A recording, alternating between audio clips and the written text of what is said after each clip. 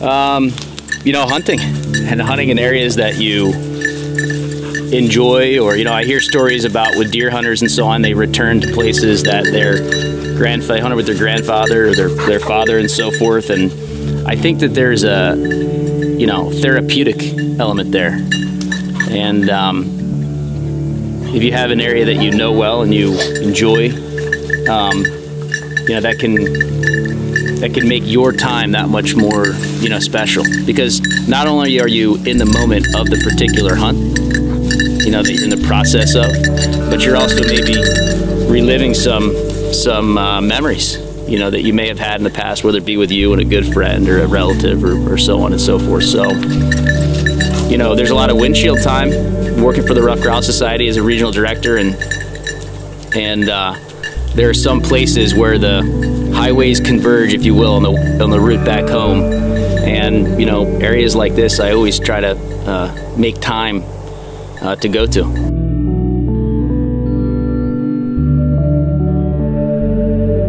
Because I do enjoy them.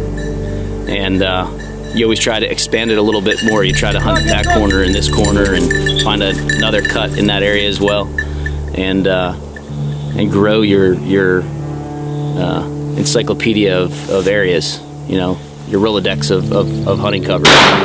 But here in the East, you know, it's you know, we don't have the aspen that they have in the Midwest. We hunt a lot of old, overgrown farms, old apple orchards, and the cover has some different characteristics. For example, old stone walls, and maybe the remains of a barn or something that was on that area.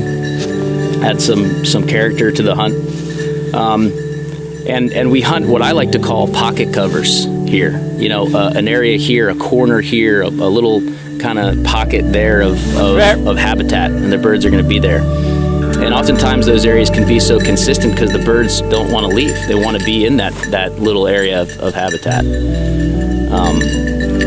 And, you know, I think this year in New York State we're seeing good numbers of birds. It obviously depends on the weather, or the spring weather in a particular area in the state, but overall I'm hearing, you know, good things about the numbers this year. And I think it's going to be a good year.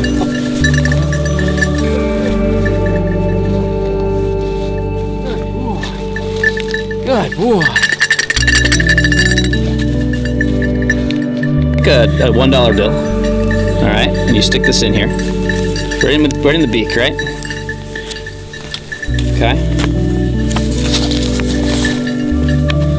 You know, so oftentimes what happens is, if it's a female, it will extend past the bill, the dollar bill. The bill will go past the bill. If it's a male, it will stay short.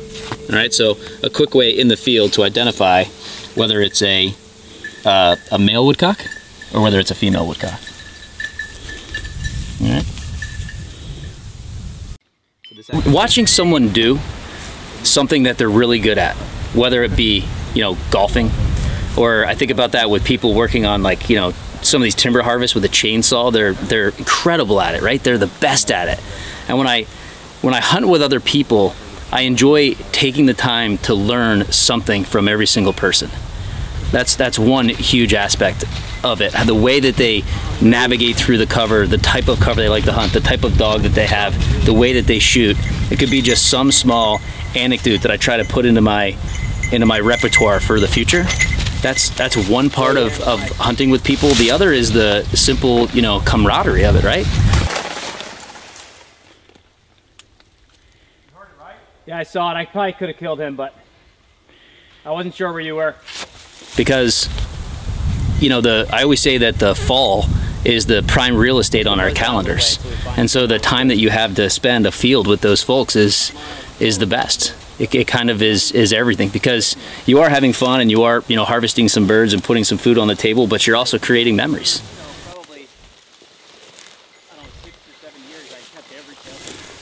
I used to flush them when I was deer hunting years ago, and I would just shoot them occasionally when I jumped them, but I always, from the time I was a kid, I used to read about it in the barber shop, dentist's office, and outdoor magazines, and Always wanted to get a dog to hunt them with, and so I started really getting into it seriously in 1999 when I got my first short hair.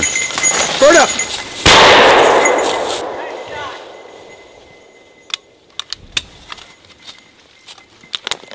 My name is Perry Masotti. I'm from Gardner, New York, and I grouse hunt as much as I can. Come. Right here. Out. Thank you. Good job. Good job, buddy.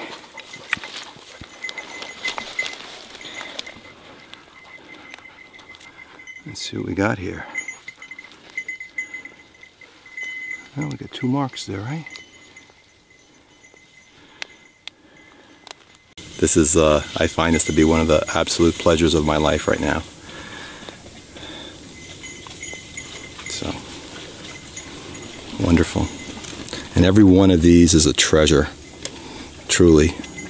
You know, because it's such a difficult bird, you know, it's like quality over quantity. It's like, you know, if you take a guy out and he hunts for 3 days and he doesn't shoot a grouse, and then finally comes out and the moon and the stars all come together and he kills his bird, it's that much more rewarding. And they're wild birds, you know, in an era of instant satisfaction where a guy can go down to a preserve and he can put out 30 pheasants and he can, you know, shoot 25 of them with his dog.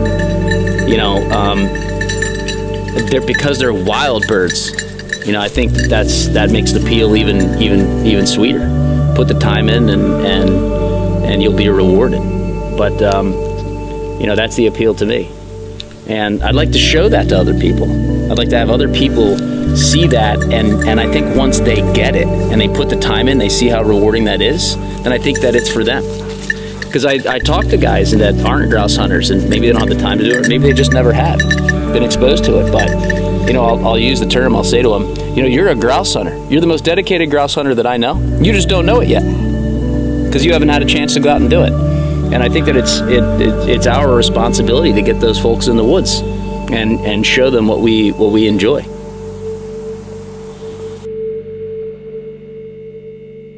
My name is Tripp. I work for the Ruffed Grouse Society.